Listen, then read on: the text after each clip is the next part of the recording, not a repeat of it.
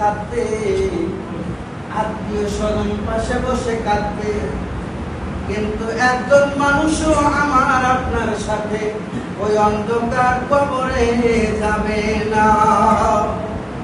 ওই ঘরের মধ্যে সাদা কাপড়ের কাপড় পরায়া, এমনকি আমার এত রঙিন পোশাক খুলে রাখা হবে, মাথার একটা দৌড়ে সুতা এটাও খুলে রাখা হবে, স্বর্ণের আংটি হাতের ঘড়ি কিছুই থাকবে না, খালি হাতে একা একা ওই কবরের মধ্যে থাকতে হবে।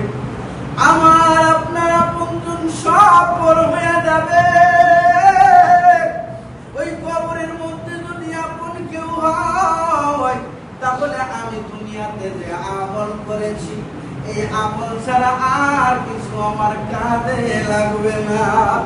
আমার মায়ার নবী, দিনের নবীর আদর্শ বিনে কি উপায় হবে কাল কিয়ামতের আদালতে রে? সেই সময়ে একটা নেকির জন্য সন্তানের কাছে দাঁড়াইলে সন্তান বলবে আমি আমার বাবারে চিনি না। মায়ের কাছে যাইয়া যদি ডাক দেন, মা একবেলা না খেয়ে থাকলে তুমি কত কষ্ট করেছো, না খেয়ে আমারে মানুষ করেছো, বুকের দুধ পান করাইছো মা, আজকে একটা নেকি রাখলে আমি জাহান্নামে যাইতে কি দিনে তুমি আমারে একটা নেকি দাও। মায়ের ডাক দেওয়া বলবে দুনিয়াতে যে আমার সন্তান ছিল আমি জানি না।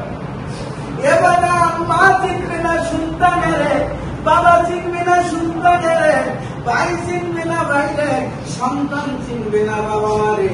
ওই কাল কিয়ামতের জবাব দেওয়ার জন্য আমি ছাড়া কেউ নাই। আর আমার দয়াল নবীর দেওয়ার পথ অনুযায়ী যদি চলি, সুপারিশ করনেওয়ালা এক নবী থাকবে। বাজান রে, এই জন্ম এই দুনিয়ার নাম দোষ কিছু না। আমার নবীর আদর্শ অনুযায়ী নামাজ পড়ো, নামাজ পড়ো, নামাজেই তোমার কল্যাণ, নামাজেই তোমার মহত্ব, নামাজেই তোমার গুরুত্ব। আজ হোক কাল হোক, এই নামাজের কারণে কাল কিয়ামতে নাজাতের ব্যবস্থা হয়ে যাবে। এই জন্য সব গল্পবাদ আজান হলে কোথায় যাব? কথা বলেন, আজান হলে কোথায় যাব? খবর শুনবো না মসজিদে যাব? টিভিতে খবর হচ্ছে গুরুত্বপূর্ণ, মসজিদে আজান হয়েছে, গুরুত্ব কার বেশি? মসজিদে আজানের গুরুত্ব না খবরের গুরুত্ব? মনে থাকবে তো? আল্লাহ পাক আমাদের কবুল করুন, সঠিক সময়ে সঠিক জ্ঞান দান করুন।